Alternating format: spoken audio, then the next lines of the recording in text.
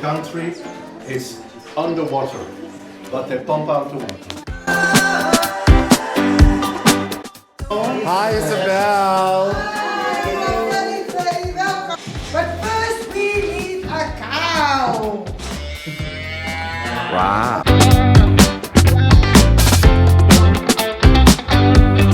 Hey, welcome in the Netherlands. Thank you, Isabella. I love the You're factory. welcome. But if you are there, this is our farmer wooden shoe, Farmer. and this is our wedding. Who's gonna give me a chance?